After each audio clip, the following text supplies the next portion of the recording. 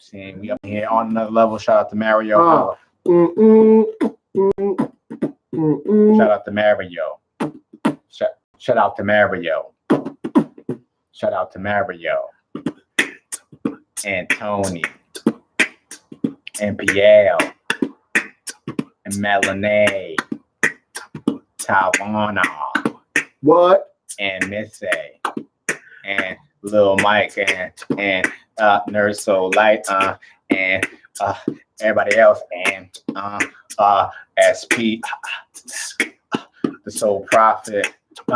And we got somebody else that can't stop it. Late kid at OneYoungsta holding it down, bringing that street geek and nerd soul. What is up, my people? Today, oh yeah, another wonderful episode of Beats Vibes Life. A little tea extra in the stock. Living my best life. Living my best life. And this is where I bring an album, he bring an album. We both hash it out, have a good time. And to my left, beat conductor, MPC extraordinaire, producerial essence. Okay. Arckatron. You give me way better interest than I give you. Actually, who's to my right?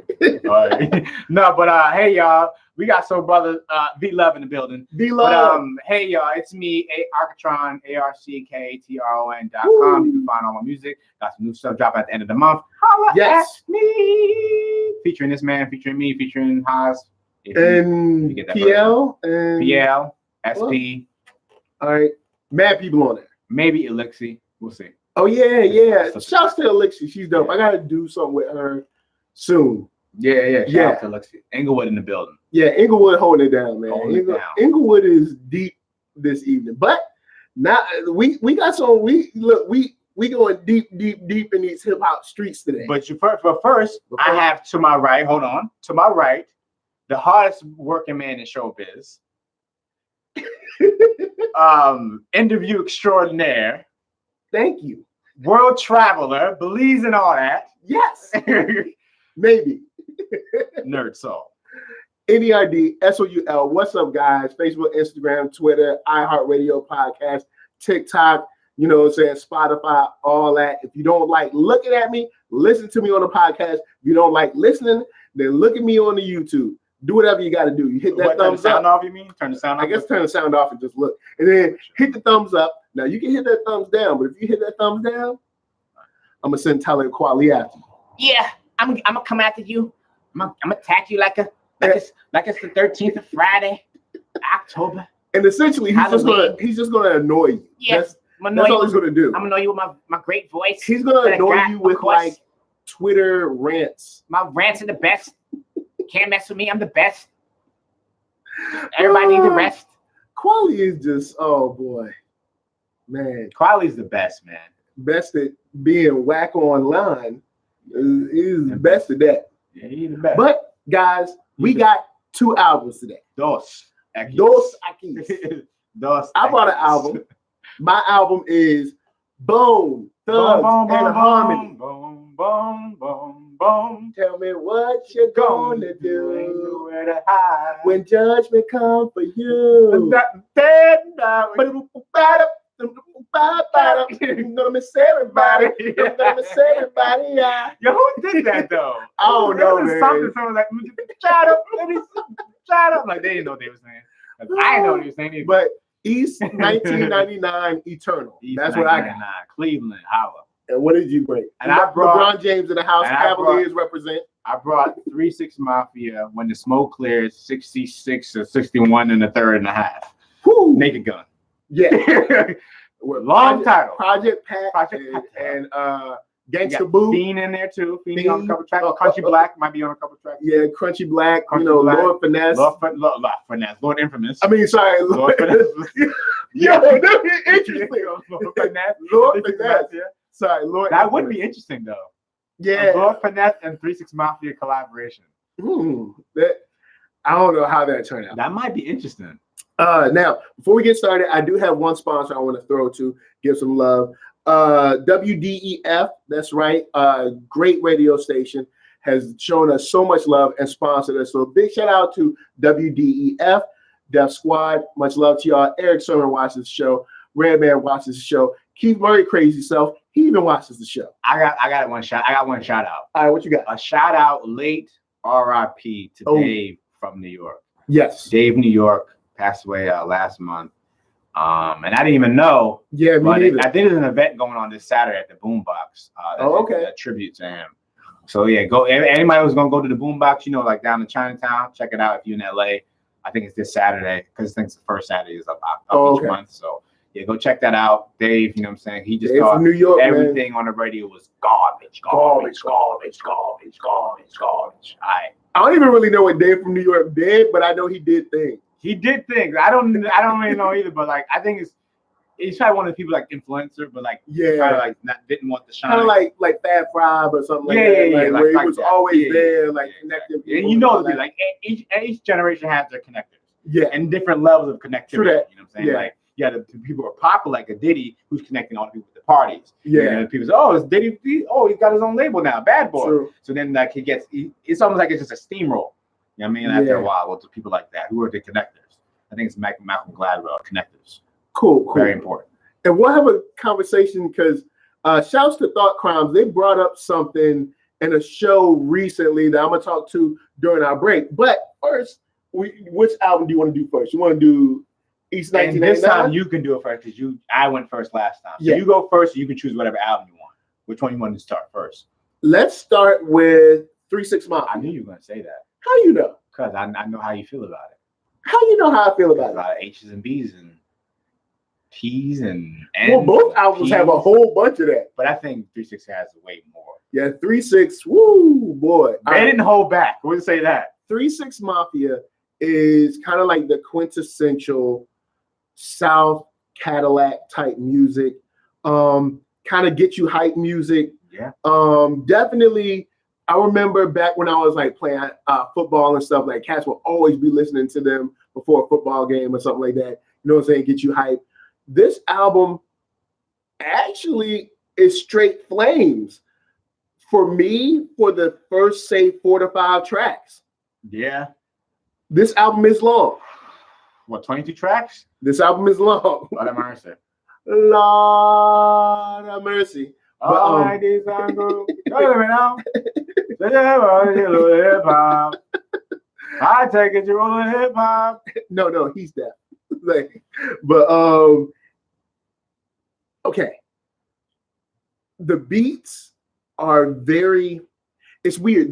The beats get very monotone because maybe not monotone, but they're so similar to the one that's passed. But like I said, these joints get you ready. These joints get you, this music will get you ready to fight somebody. You can't just be listening to this all day. All right, you're gonna be one. I mean, it's good pre-game football music. Yeah, it's definitely so. It'll get you in that mood. The thing that I like about it is that there's so much energy behind it. Oh yeah, they didn't punch the clock on it. Oh no, they weren't sitting there. And, hi Susan. Hi Sharon. How are you? Hi, how's your day going? Hi, how are you? Yeah. I'll see you at lunch. We'll talk at lunch. Right. We'll talk at lunch, and then you go at lunch, and you go ahead and eat your cheese sandwich. That was good. This joint, it has the song, the single "Sipping on Some Scissor." It also has the single, great intro with the great 34-second intro. Yeah, it's. I was like, what song is this? I'm like, oh yeah, that's the song that had. Okay, Sipping on Scissor. Man, it's so long. Sipping on Some Scissor is still a jam. Oh no, that still works. Actually, the single still work. Yeah, like who run it into it now? Who run it? Who run it? I was dancing in here. I was like, bam, bam, bam. Yeah, I was like, yo. Who run? I was like, yo. Who run? And I love when they do that with the beats, like when they have someone just yell something, constantly. Because, well, I'll get to it on my section, but I have some stuff to talk about. Yeah, this in relation to now. This definitely speaks to a certain energy. I won't say the word, but there's a certain energy. Is it ninja energy? Yes. Okay. Yes, this is Cadillac Ninja music. Cadillac Ninja music. Yes, it is. Fully from end to end. CNN. Cadillac Ninja music. From end Cadillac to end. Ninja. Ninja Ninja music. Ninja. like Maybach music. Grills, riding slow, braids or locks. You know what I'm saying? Talking about the smoked H's and the out, B's. super smoked out. And leaned out. Leaned out, smoked out, all kind of other stuff out. And so it's that type of music. So it has that type of energy. I'm surprised they made so much music though. That's the thing. That's like, yo, y'all were on drugs with most of this stuff. How did you create music? But I guess sometimes how could you even schedule time to get into creators, the studio? No matter what system is in the system. Oh man! Big shout out to Efren Guzman. Peace. What up? Efren in the house said live and living color, so it's good to see you. Yes. But yeah, I'll leave my talking points right there. How you feel about 66 and 1? No. 66-61. Yeah, 66-61. Yes, when the smoke clears. When the smoke clears. Yes. I thought it was cool. It's my first time listening to the full 3 6 Mafia album. All right. And it probably will be the last time I listen to a full 3 6 Mafia album. Yes. I give them the weird Outkast treatment where I love their singles. Okay. But I don't like the album songs that much. It's like, they're just cool. It's like an album filler for me. I'm just waiting for the next single. There's a couple songs that did stick out to me, like, oh, okay, that's cool. I kind of remember when that came out or whatever. But for the most part, yeah, it's cool. It's cool. It's got the energy. I like that about it. I don't want to always be having that energy. So it's cool to listen to like occasionally or whatever. But I would say also without 3 6 Mafia, I was going to do it as a conclusion and include Bone, which I include them too. It may be a good segue into their stuff.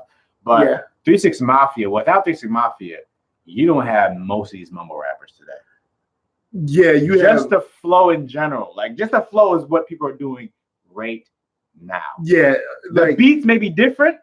It's like trap, but 3 6 Mafia. Yeah, but also mixing in Bone Thugs with the harmony too, and the singing, the same song and kind of like rapping but singing at the same time. That's why this is actually a better episode than I thought. These two groups have a lot to do with what's going on right now. Even the vibe, the energy, the content is all what's going on right now.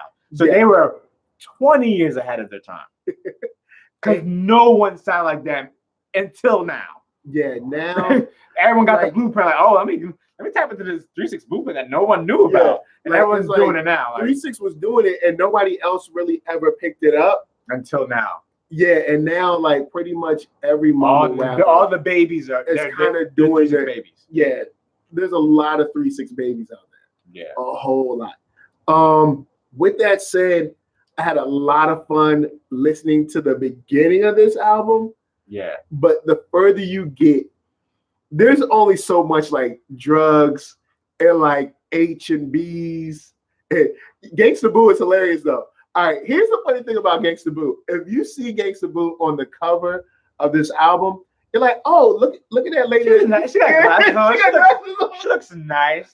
She look like she about to work at the bank or something. Yeah. Full focus. It's trying to focus on him and not her.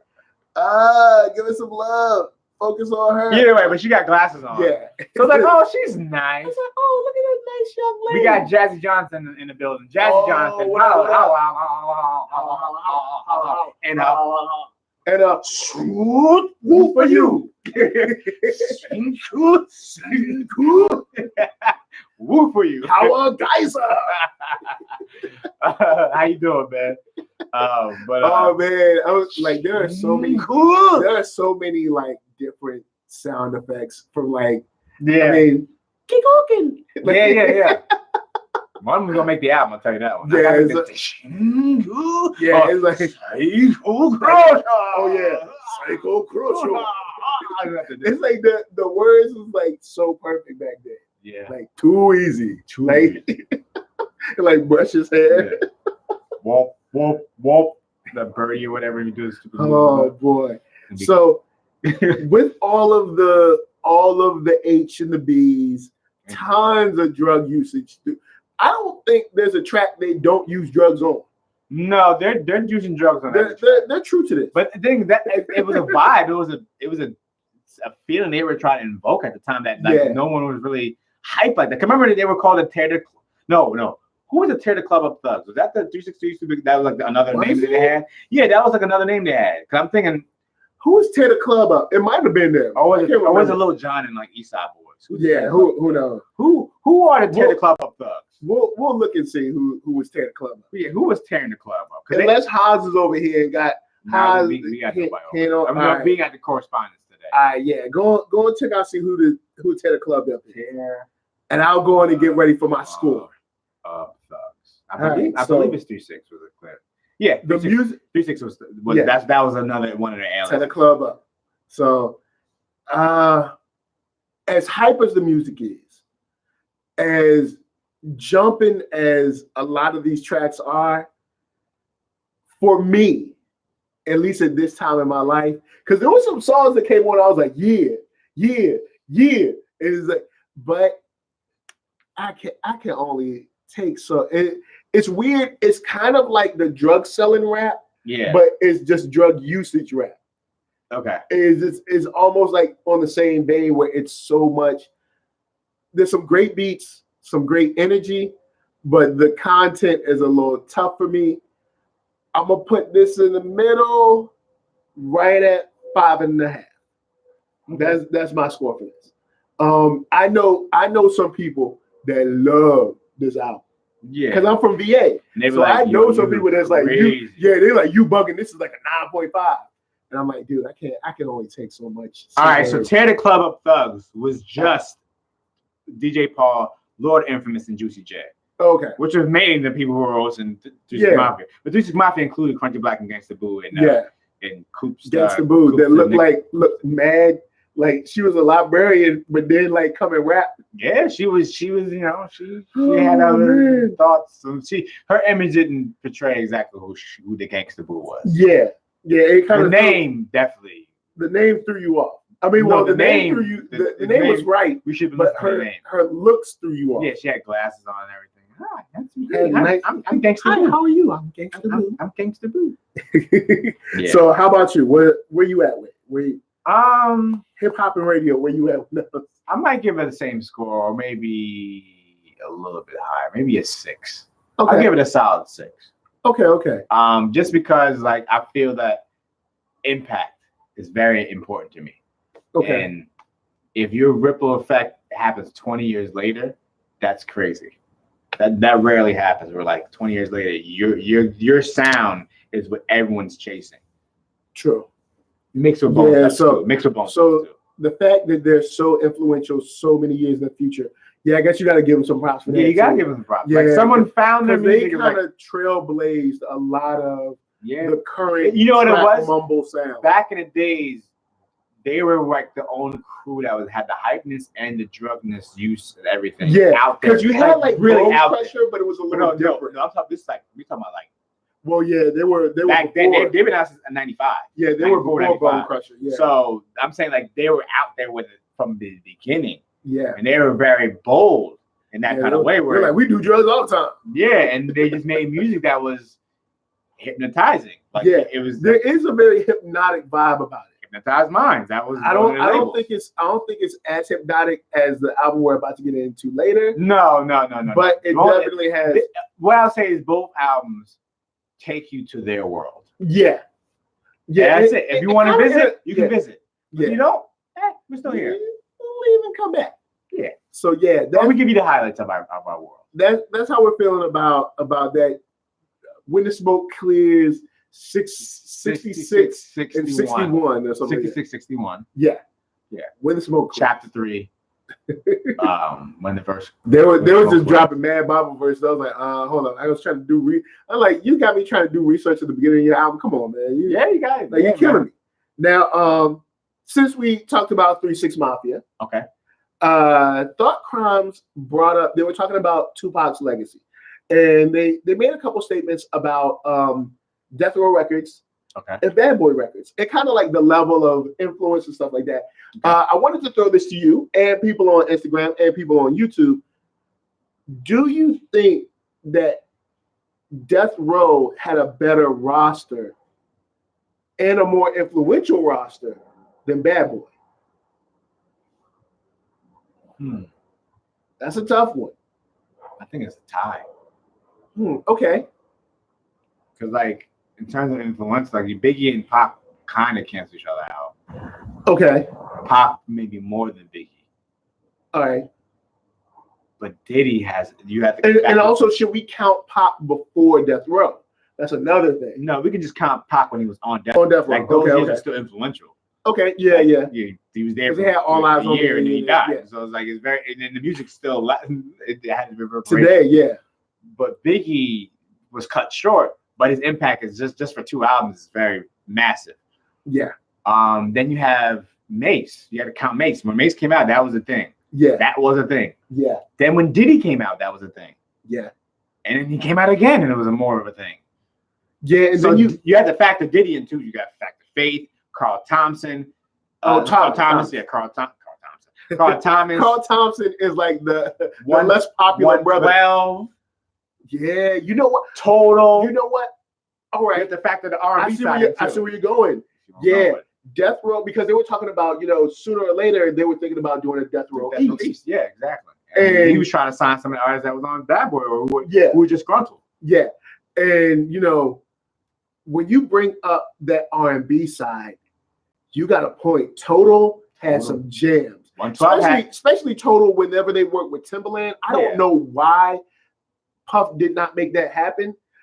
Total has like 2 songs with Tim, and both of them are blazing. And it may be because of just an ego thing. Yeah, and plus they're his art, they're Puffy's art. So. But I'm like, yo, let the dollar circulate. It can't circulate if he's producing the tracks. If Timbaland's producing it and Missy's writing, Bad Boy still makes the money overhead for the album sales. Timbaland's writing, producing it, and Missy's writing it. Where Puffy's money at? Yeah, Puffy get like a little baby bit of money. Yeah, nah, they didn't have that. He'll have from one track. Yeah. Because the two joints Tim did for Total, flame. So what about you? What about me? And then what about Trippin'? You? And then Trippin'. Yeah, Trippin'. Yeah. Trippin' is whoo. Yeah, nice. That breakdown when they're like la la la la la la la. I'm like, it's fun because when Timbaland and Missy get together, it's over. Yeah, it's McNasty. Well, back then. Well, yeah. The new one. The new one, you know how we feel about that. We already. Sounded like we were doing too much or doing not enough. So yeah, you got Dre. All right, you got Dre. Dre at his height. Snoop at probably what you would consider his height. Tupac at his height. And then you had like the extra added flavor and the inspiration from Dog Pound. Danny Boy. I kind of do the guy who was singing a lot of this song. Yeah, like because Miss Chalet, right? And you had Nate. You know what I'm saying? Miss Chalet. You had Nate. So you had. Warren G wasn't on Death Row. He was on Relativity, right? Yeah, I don't think he was on Death Row. So it's tie. I think it's a tie. Yeah, it might be a tie. That might be. Guys, holla at us. You said Dre, and I forgot. Yeah, he was on Death Row. Because for me, it's Aftermath. Dre went from NWA to Aftermath. There's no that, but he did. Yeah, he did the Chronic. He did Chronic, and he did Doggy Style, and then he was out. No, he did some stuff for Tupac, Benny Bounce. Yeah, then he did something for Tupac, Benny Bounce. Yeah. So weird, man. So guys, holler at us. We'll holler at you down in the comments. But Snoop only about dropped 2 albums with Death Row. Not many people dropped a lot of albums though with Death Row. Good point.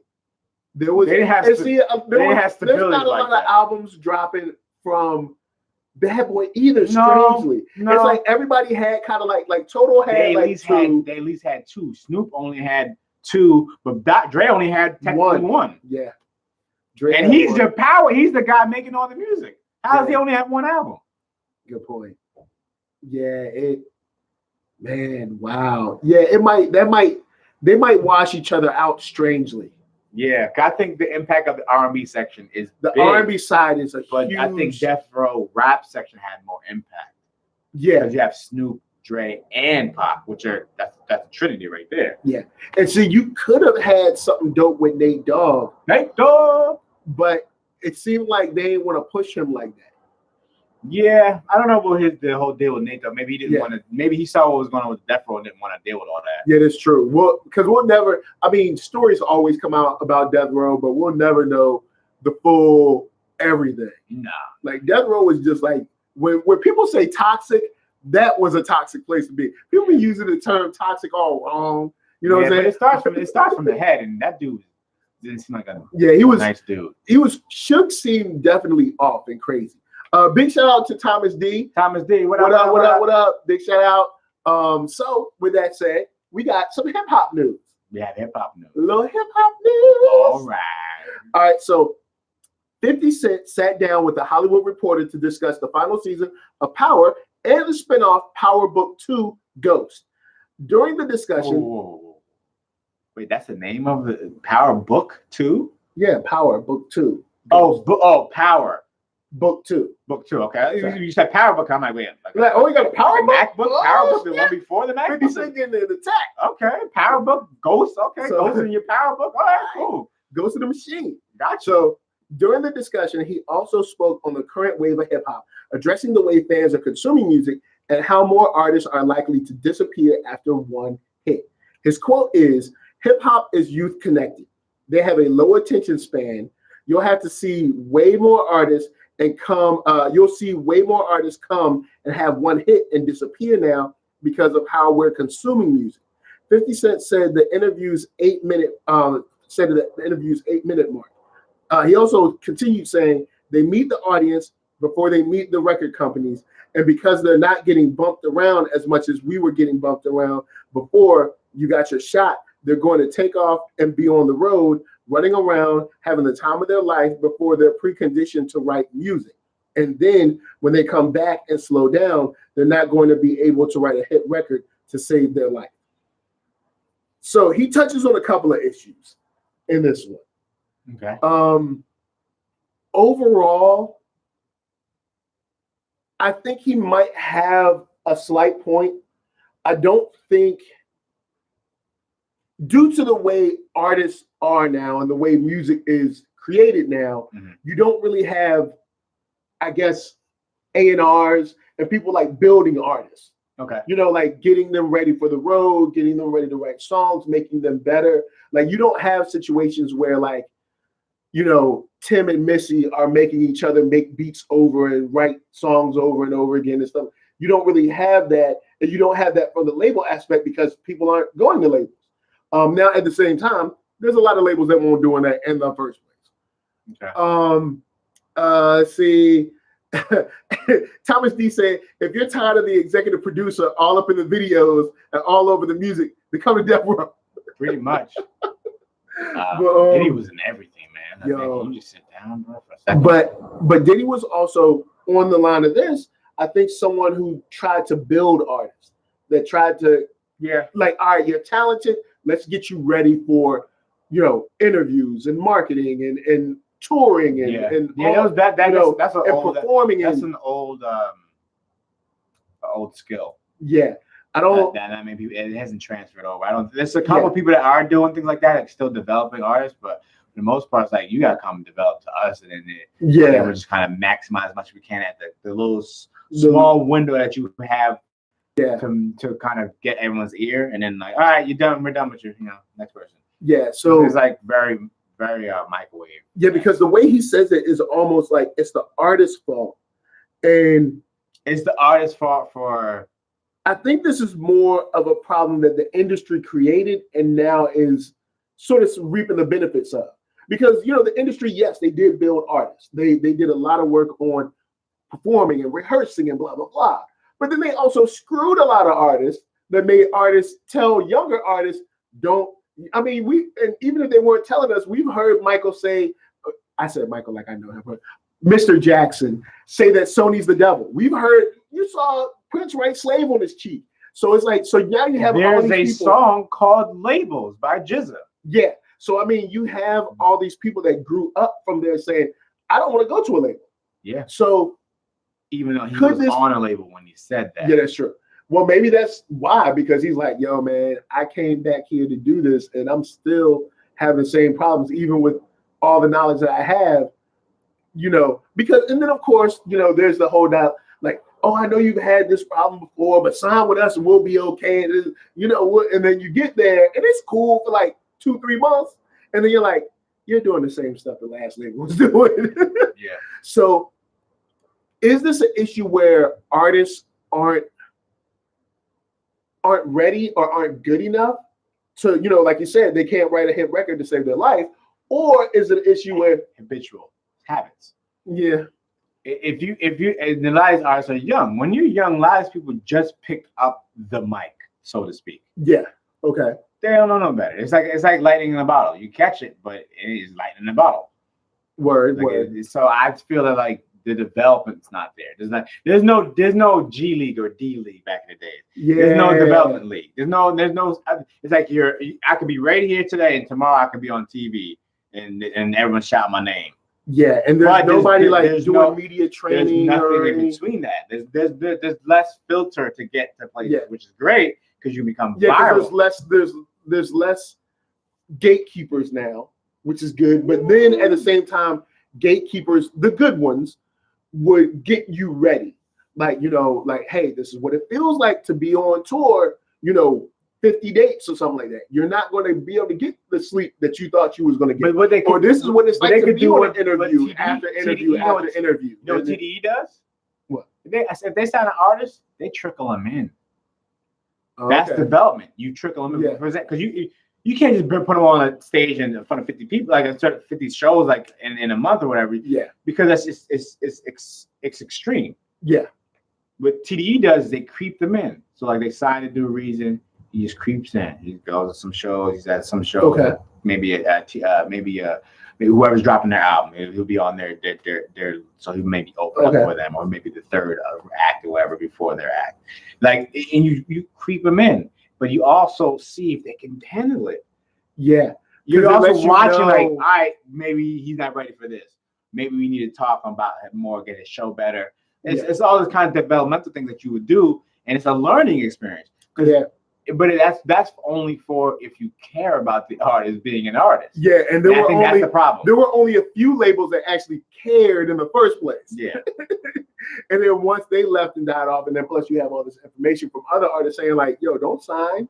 Yeah. Like, don't do that. And now you're kind of reaping the benefits of not being around seasoned agents and managers and stuff that would make you sit down and seriously try to write 5-10 songs a day and just get your writing on point, writing about situations, writing about yourself, writing for other people, getting your writing skills up, or singing or dancing or whatever, getting yourself ready. Yeah, practice. Everything is practice. There's no you can fake it for a little bit, like that fake it till you make it is cool. But when you get to that point, people are gonna be like, they'll be like, so what you doing? This all you got? Anything else? This it? Because we fans are fickle and we want it all. So you gotta have to come with your best. And the only way you can do that is by practicing. True. You have to practice. You don't think Michael Jackson practices dancing? You don't think he did that? Man, it's been well documented the way Mike and Prince rehearsed. You know what I'm saying? You talk about like 10, 12-hour, 14-hour days where they're like rehearsing. And that's the stuff we don't see. Because again, we as the fan don't need to see it. Yeah. But we can tell somebody who's been working. Yeah. And you can always tell somebody. That's why on their craft. Like if you see somebody on the basketball court and you're like, man, they make that 3-pointer look so easy. Steph Curry. They make it look so easy. Steph Curry. Because at practice he shot 300 shots. We don't get to see people with 10,000 hours. Yeah. We don't get to see that. Again, another Malcolm Gladwell part 2. Yeah. We don't get to see people with like 10,000 hours or 20,000 hours or 30,000 hours. Yeah. We don't get to see LeBron in the gym. Yeah, we don't get to. But we know that man works because of what he does in the court. Or we don't. And he has the gift to go with it. Yeah, because hard work and gift go well together. Yeah, because you can either hard work it or you can. Hard work will get you there. Gift and hard work will get you there. But gift alone, you can skate by for a little bit. Like you could be like what's his name, Michael Beasley. You know what I mean? Oh boy, he's very gifted. Michael Beasley was supposed to be the next. He don't look like he worked too hard. Boy, he was supposed to be the next. He ain't like he working on his game. And so he was getting crushed. He was supposed because think about it. Michael Beasley's probably one of those players that he just played himself in shape because he played basketball probably year round. Is that what I used before? Habits. Yeah. You can't after 10 years in the league or wherever you're doing, and you haven't developed the habits of practicing. Well, yeah, because see. The difference is, and this might be why a lot of players washed out in the pros when they were so dope in college. See, your talent alone will probably get you to college. Yeah. You're fast, you're tall, you're strong. Yeah. You know what I'm saying? You can shoot. Yeah. But then when you get in the league with dudes that shoot better 300 shots a day, they watch tapes of themselves of why they messed up or why they didn't pass here. Why faster than you. Yeah. And you get outworked. You know what I'm saying? And it's kind of big shout out to Thomas D. He said Dreamville and TDE have the best rosters right now. But yeah, I think there is the best developmental rosters. Oh, okay. I think the way to develop the artists are better than most labels. I would say that. I don't know about best roster though. All right, cool. I'm not familiar with Dreamville's roster. Boss and Basquiat's and whoever is over there. No offense. Yeah, no diss to them, but just we're not sure though. But I do know that the I guess the building, the molding, the reason that doesn't happen as much no more is probably kind of the label's fault. So I mean, you know what? I think what happened was they just like how everything shifted and adjusted. They adjusted and they adjusted. Say, you know what? We can make the money by cutting out a bunch of stuff here. Yeah, we don't need A&Rs, kind of like building artists are already developed and ready. We'll tell them that, you need to be ready. You need to have your own team or whatever. Then we'll look at you and then we'll sign you. And it would take like all you do the 360 days. Take all your money. Yeah, so it's like that's a scam. That's a scam. It's the earliest Nigerian email scam. The earliest version. So 50. I'll give you $5,000 if you just give me $10,000. Like what? Like, huh? What? I ain't adding up. Hold up. But I recoup though. You gotta recoup though. Gotta recoup. Gotta recoup them sales though. Yeah. So I think 50 does have a point, but I think 50's point is due to the market shift, like you said, and also just the dirtiness of labels. Yeah, so people don't want to go on labels. So then, so in that case, since they're not on a label, they're not around other artists that are good as them. That makes them raise their game. They're not around that. They're in their own circle of people that everyone has their own circle. Yeah. So so strange. I think he's kind of got a point. Yeah, he has a point. I think he's kind of got a point, but I think it's due to more. The way he says it is like it's the artist alone's fault, and I think it's more of an industry issue. I think it's both sides. It's both sides because again, if you're the artist, you can still demand things. Yeah, it's true. Can you or you can't? It's that thing. You can't negotiate anything. Yeah, you should be able to negotiate. You got some negotiation. If you can negotiate, you can always change. You can always change your outcome. Yeah, if you can negotiate. They say you can't. It's non-negotiable. That's all right. Peace, y'all. I want this. These are my demands. I want a helicopter. I want fully loaded with ice cream, chocolate chip cookies. Chocolate chip cookies, son. No mint stuff. Mint's cool, but not on this one. Not on this trip. I want an In-N-Out burger. I want my family there on the plane, on the helicopter. So when I get on it, they're already there. I ain't got to worry about like where my family at. No, they're there. They're already there. So we just flying out on some, you know what I mean? Just flying out and we good. That's my demands. Yeah. So again, if we can't go to the table with demands, it's like we're not partnership. It's basically like an indentured service situation. Yeah, we good. What we even talking about? We off that. We've been off that for a long time. Oh man. So with that said, we're not doing no indentured service work. Yeah. So with that said, big shout out to WFDS Radio. Big shout out to them, another supporter of the show. Also, that's 50 side. Holla at us. We'll holler at you down in the comments. Let's see what you think. So, got another album. We do. Yes, we do. Yeah. Oh, yeah. We do. Bone Thugs and Harmony. Boom, boom, boom, boom, boom, boom, boom, boom. And what you gonna do? Ain't no place to hide. The judgment come for you. Yeah,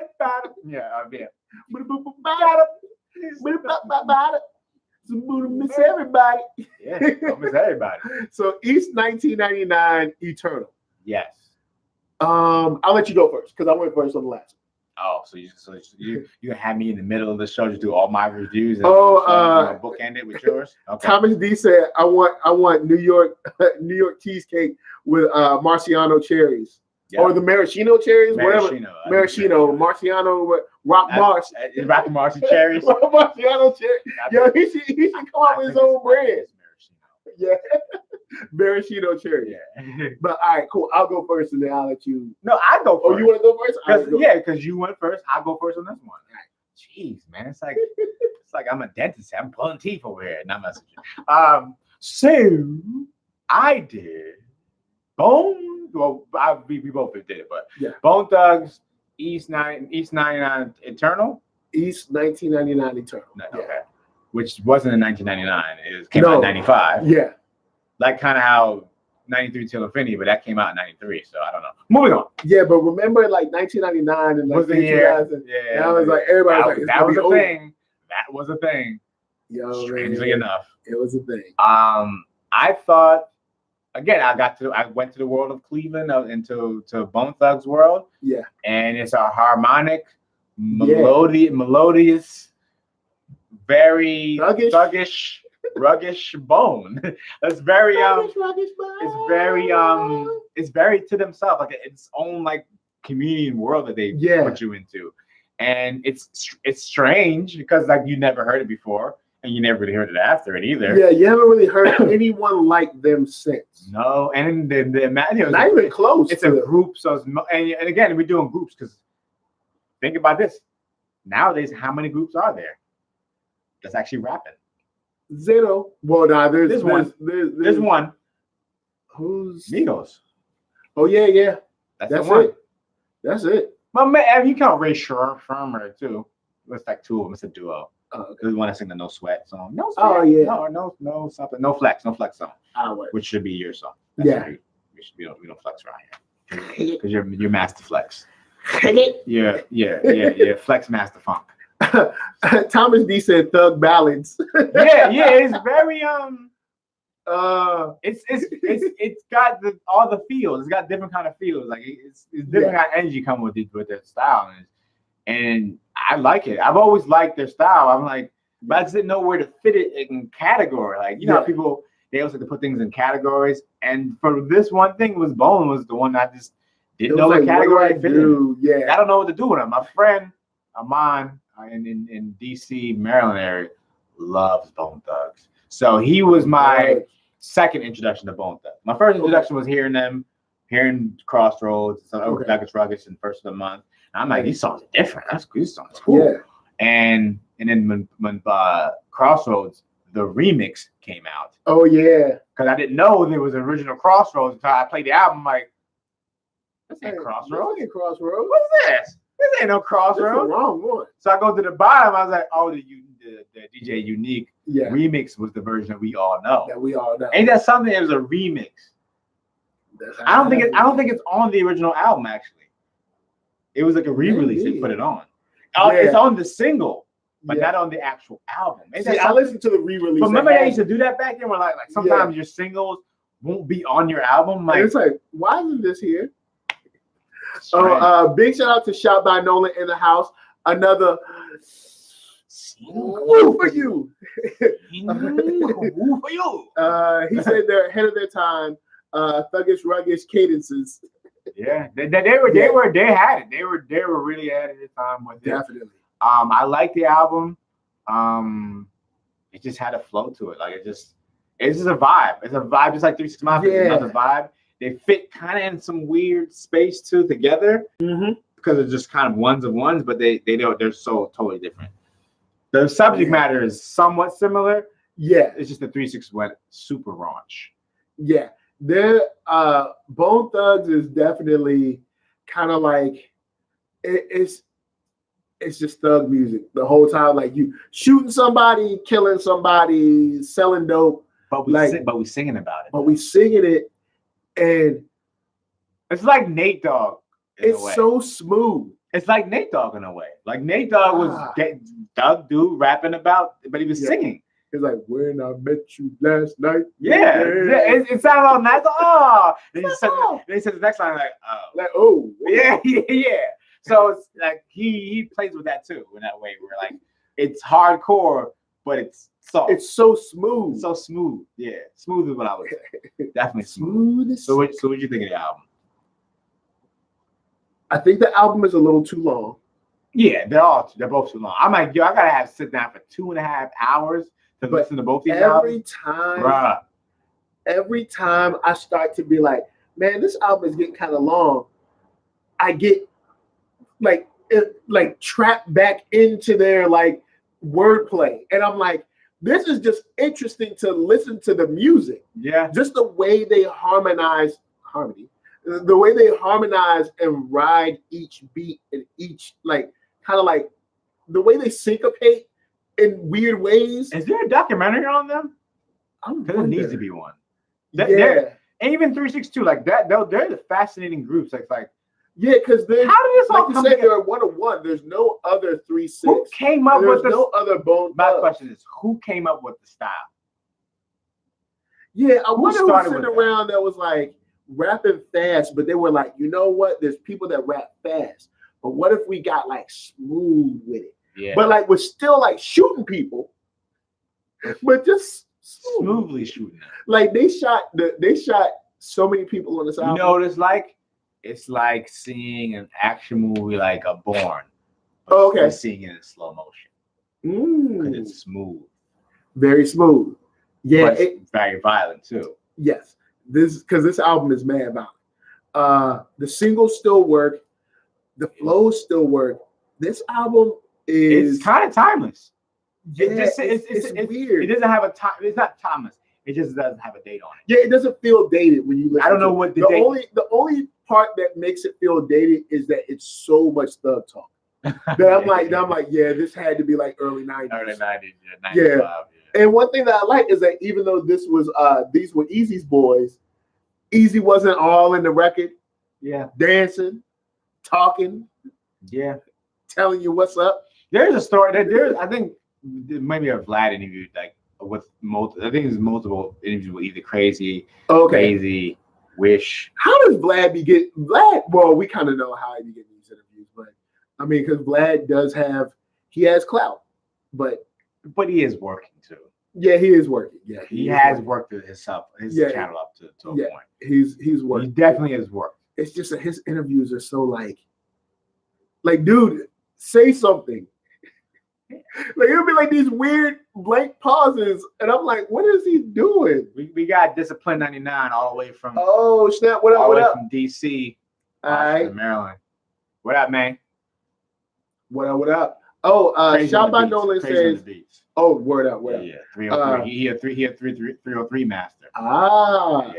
Shot by Nolan says each member found their own pocket in the beats. Yeah, it was. And it was, even though they all rap fast, they rap fast differently, and that's what made the album so interesting to listen to. Yeah, like even when there would be points where I'm like, okay, man, but they're killing me with the thug talk, I would get like kind of like enveloped in it again because I'm like, this is so cool to listen to. It's so exciting to hear them rhyme. You know what I'm saying? And I really dig this album, despite. Oh boy, there's a lot of thugness going on. Yeah, thuggery. Yes, it's thuggery all through this joint. They shooting everybody. I think didn't they even shoot people on the first of the month? Oh yeah, you got to shoot somebody on the first of the month. No, you just got paid. You're supposed to be happy. That's the time to get the money from them. Oh snap! Because you like, yo, I know it's the first, and like, I know you got that check. I know you just cashed it. I saw you at the store. And matter of fact, the funny thing is, I remember when first of the month came out, and I didn't understand the first of the month thing. I was like, I don't get it, first of the month. Yeah, I didn't know what that meant either. But now I'm like, oh, it's when mad people get paid because all government gets paid. Yep. You know what I'm saying? Now, of course, they were likening it to, you know what I'm saying, folks that's on welfare. But military gets paid 1st and 15th. Government workers get paid 1st and 15th. So it's like, mad people were like, yo, it's the first of the month. It's catchy. It's like, wake up, wake up, wake up. And that reminds me of that wake up, wake up. Just remind me that's Marvin Gaye. Yeah. So it's I just remember wake up. I just remember a comedian making fun of the song saying that they were singing ghetto carols. No, they were ghetto carolers. Like that's what they did. Like, and I can't remember who said it. Somebody in the chat might left, but I can't remember who said that. That's what they were. They were ghetto carolers. I was surprised they didn't come on no Christmas album. That would have been fly. Yo, that would have been dope. What? Still can happen though. Yo, yeah, actually, it still can happen. They ain't stop. Yeah, it's like, look, but Bone Thugs Christmas album. I'm there for all that. Yo, I'm interested. I'm highly interested to hear that joint because these guys were incredibly talented and made an album that, besides the subject material, you wouldn't be able to fit it to a certain time because of the beats that they chose weren't like the quintessential 94 beats. But this is why I would say, this is why I still like groups to this day, because 2 words. Okay. I always say it. Synergy. Yep. And energy. Yep. So when you're tired, you see the next man next to you is like still working, you're like, I ain't tired. You know what I mean? It's a competition too. It's steel sharpening steel. Yeah, and they help each other. They're like, come on, man, you can do this. Exactly. So then the group becomes a one unit. It becomes like almost like a monolith. It becomes one entity because definitely we all subscribe to this style. I mean, so like it's like even Wu-Tang. They all had a certain style, but it fit within the Wu-Tang umbrella. Yeah, and then even on times where you might not be as inspired, I might say something that'll make you be like, I got it. Rewrite your verse. Exactly. I know exactly how to. Let me go after you, and then blah blah blah. People don't understand how important that is for creativity. Like bouncing ideas off someone is creativity 101. Thomas D said a rugged thuggish Christmas. There you have it. Send it to them. I wouldn't be mad though. I'm with it. A rugged I wouldn't be mad at it. Nah, but like just having people around and bouncing ideas off people. That's why musically Kanye is where he's at. Because he's been bouncing ideas off people for many, many years. Talented people for many, many years. Because he knows what he cannot do. He didn't just sit in like one spot. But there isn't, for all of the crazy Kanye stuff, I don't think there are any 2 Kanye albums that are alike. Well, there's 2 I'd say that are alike. Probably, what is it? 2 and 3. Is it Late Registration? Late Registration, Graduation? Yeah, I think those are kind of similar, but everything else is so different because every time he was kind of like, just sampling something different, and when I say sampling, not just music, but sampling different energy from different people, talking to different people, being inspired by different walks of life. But that bouncing ideas off people, like it helps. It's more like instead of talking to yourself, you're talking to someone who can respond to what you're saying, and you can see their response when you say things to them. So there's an energy level when someone hears what you say. So like you say, like the first lines on the what is that song? Well, Father Stretch My Hands. The first lines on that. If I model, she just So like that, it's like when someone hears like, why would you say that? But it's something that people can't forget. You can never forget it. Yeah. Cause it's so beautiful. Beautiful morning. You're the sun of my morning, baby. I'm not wanted. You know what I mean? Like, I just want to feel liberated. You're like, And he just starts with that line. You're like, huh? Oh. But like you're like, it's Kanye. You never will forget it because he set it up for that. Yeah. He set you up. You're like, oh yeah, it's great. Like, and you're like, oh. Good. But it was funny. It was a funny line, but it's a funny line. It's a funny, weird line. But it's a stupid, funny line. Like that's what he does. It's kind of like even these days to now, everybody knows eat the booty like groceries. Is it a dumb line? Yes, but people know. Yeah, because like every time I hear that, I just think like I somebody walking in with bags. Yeah, like, no, I just think about I just think of that one bag with the bread hanging out of it and the celery stalk. You know what I mean? And you're just going in town in that. You just put your head in that grocery bag. So that's every time I hear it, it's like that's a weird thing to say. Yeah, there's some weird lines in hip hop. There's some weird lines. Like what kind of groceries though? Like is it like chocolate? I guess like everything from like the fruit part of the produce section. Okay. So like like strawberries and blueberries and stuff. Okay. That's the like. But you gotta get it out of the containers to eat that stuff. You're gonna get a lot of plastic in your face. Well, what about like? Well, no, because the stuff that isn't in a package has a peel. And my thing is this. So you don't want to eat the peel. Why was that bread always sticking out? That bread ain't gonna get ashy and gonna get all cracked and dry. You know what? And this is something they be doing in France and stuff in Europe. And I'm just saying in Europe because you know who I'm talking about when I say in Europe. No. Why y'all be leaving y'all bread out all day? Bread dry, crusted. No, but I think that bread is different, man. We got that whack bread out here, man. Yo, man, why your bread be like mad strong? Maybe they just flown with bread. They're like, we just leave it out, so whatever. Maybe even give it to the birds.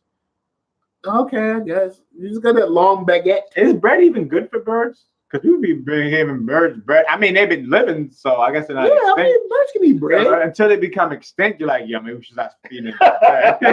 Like, maybe we shouldn't have had that bread.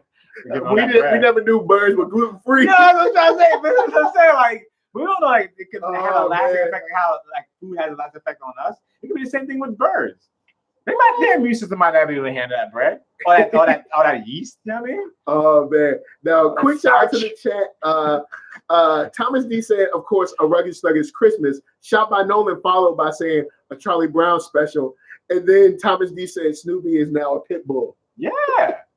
Like, yo, there's nothing randomly scarier than being in a hood and seeing a pit bull off the chain. You don't know whose pit bull it is? Have you ever been in that situation? I've been in that situation where you be like in the hood. Sketch, wasn't it? Oh, what? We were talking about Mike Tyson. He was talking about Mike Tyson in the club. Like who pit bull is?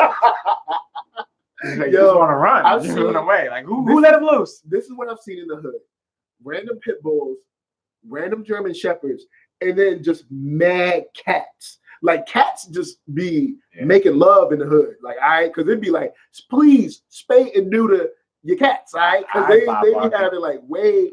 Bob Barker. Like, yo, have your pet spayed. Like, I remember being in the hood one time and I saw like a mama cat. She was walking. Mama cat. Okay. Yeah, she was mama cat. All right, so mama cat walking. Chitara? Nah. Okay. Chitara's fine. You know what I'm saying? I mean, she's a little cat with it, but she's fine.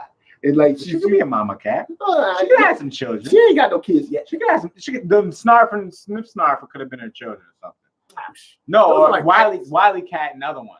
Oh yeah. Wiley Kit and Wiley Cat. Yeah, they could have been her children. They could have been. But mama cat's walking, and there's like 8 kittens behind her. I'm like, yo, somebody needs to stop this madness, yo. All right, there's way too many cats out here, and I'm not saying I hate cats or dogs. I'm just saying. Yo, there's a lot of cats in the hood. I'm gonna get Peter after you, man. Yo, man, look. Ain't nobody worried about Peter. I'm gonna get Peter. You think I'm scared of you? I'm talking about. Ain't nobody scared of you. I'm talking about Peter Griffin. Oh, all right. Peter. He's a little dangerous. Yeah. Especially when he fights that chicken. Thomas D said you're gonna mess around and get hepatitis eating the booty like groceries. You get something. Oh man. You're gonna get something. Shot by Nolan said Pablo needed a shorter track list. It had a shorter track list, but he added like 20 more tracks onto it. It was like 12, I think, at the time. When he kept throwing out all the track lists and stuff, there was like multiple. Yeah, you're right, because he did release like there was one that had like like 12 on it. And we're like, okay, cool. It had basically the good ones, the good songs. Like, cool. And he started to add all this other stuff, the fillers and stuff like, yo, bro, you should. Like, we don't need all this. Yeah, he kept re-releasing. It's like, come on, man. Which one is the album? I don't know. Yeah, we ain't trying to hear. You just confused me. But back to East 1999. Mm-hmm. It's timeless, extremely entertaining to listen to. Okay. But besides the content, which gets old after a while, and the album's longer than I think it should be, I think this is a solid 8.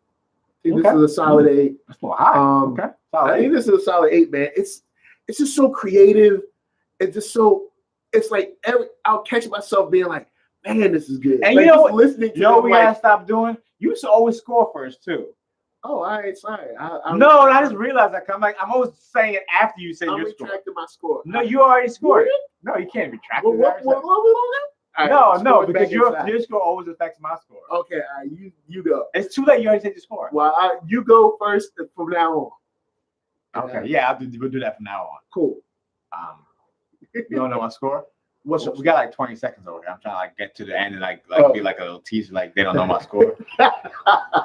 Oh yeah, we about to end, y'all. We about to end on IG. On IG. It's been an hour. Just give them your score, man. They've been waiting on this time. They've been chilling with us. Is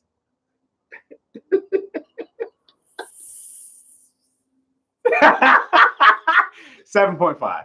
All right, cool. That's He my wrong, score. yo. He wrong. Anybody was there. There was people there. There's nobody there. There was people watching. They don't care. They weren't there. Oh man. Thomas D said, well, hopefully Yandi will be better. Oh, you mean Jesus is King? Oh yeah, Jesus. That's the name of the album. Yeah, because he's been doing all these Sunday services. Yeah, man. He's doing it up, man. He's living his best life. Yeah, he's living it all right. Living his best life. Yeah, he ain't going back and forth for you people. Living his best life. But yeah, these two, it's weird. Listening to these two albums back to back is hard because they're so long. But these are two groups that I think are extremely influential to very, very different parts of the hip hop community, but much needed influence.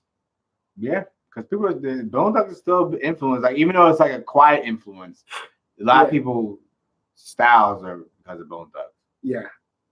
So even like Kendrick, like that going to Kendrick, like because he does this melodic thing with his voice too. Word. A lot of times it's like, yo, you are straight Bone Thugs right now. Bone Thugging it. Bone Thugging it right now. Thuggish, rugged, oh, and also Freddie Gibbs.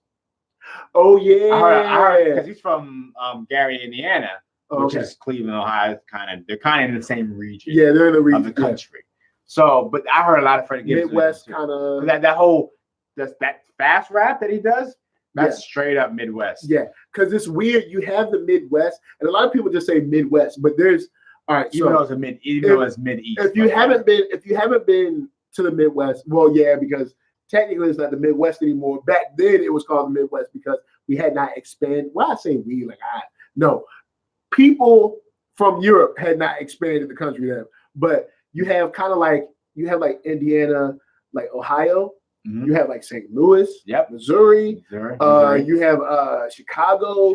You have Detroit. So you have all these kind of different parts of the Midwest that are completely different. Nelly don't sound like nothing like Dilla did. No. Or like Common don't sound like nothing that Bone Thugs did. No, it's all different. It was all different in the middle.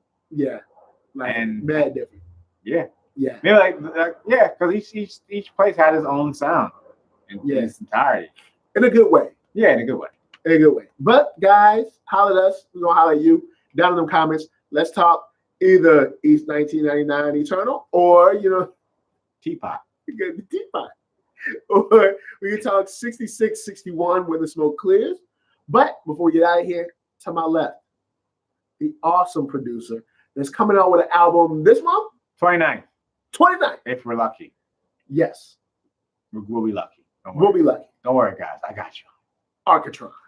Yes, y'all. I'm coming out with the Space Bridge. I'm working on I'm literally finishing it right now. I'm trying to finish it by the end of the week. Coming out on October 29th this year. It'll be on all platforms that's available to you in any country you live in. But you can also find my music at ARCKATRON.com. And you can find all my music there, all my 20 projects or whatever I got now. And it's on there. And I'm on one of them. So you are on one song. Yes, you are on one song. I'm on one of them. Yes, you are. Haas is on one song. Yeah, Haas is only on one song. The whole series. Whole catalog. It's only been on the Never Arcka project, which had the compilation. Yeah. After that, I didn't really put nobody on an album like that since then. That's been nice. That's old. That's 2011 when I did it. Well, I mean, you got people on now, so you circling back. You know what I'm saying? I am circling back. Actually, there's one little thing about the album. I just realized that like the process I'm doing right now is the process I did for the first album, Unheard, in 08. There's a similar like mixing process I've been doing. I'm like, I did that years ago. Okay, cool. It's time to do it again and refresh it. I'm all about bringing the old into the new, fresh, and the new and familiar. Exactly. Fresh and familiar. Thank you. Fresh and familiar. See? Exactly. Live from the Space Bridge. Right here. And Monday nights. We just finished the show though. Oh, well. It was the last show, but and thank everyone who came out. We went 50 minutes extra because I was like, ain't nobody here. After that, as soon as the 9 o'clock hit, everybody showed up. I had like at least like 10 plus people in it. Ooh, And you know, so like everybody showed up. Thank you guys for showing up, because I was a little worried. I was like, yo, it's the last show. Ain't anybody showing up. I'm sitting here just. Now, can they catch the replay on YouTube or no? Okay, now what's gonna happen with that? I'm releasing it as exclusive content. So because see, I ain't gonna get that. Yeah, not everybody gonna get it. I put it on IG. Exclusive only. I would do it on like IGTV or something like that. But I have all the episodes like saved, so it's in a folder somewhere. So and it's in entirety, and it's actually the quality is actually better than it was on IG, because it was live. Oh yeah. So when you save it, it's actually the real quality of your phone. It's real. And I was using my 4K. So it's really good. It's really good quality.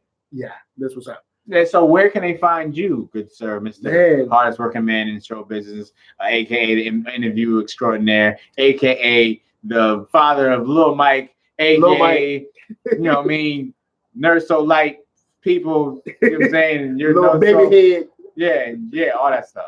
Man, NERD, SOUL, everywhere. Just search that up, you'll find me. If you're watching this, hit that subscribe button, hit that thumbs up. Now you can hit that thumbs down. If you hit that thumbs down, I'm sitting at 3-6 after. All right. And you don't want that. Mafia.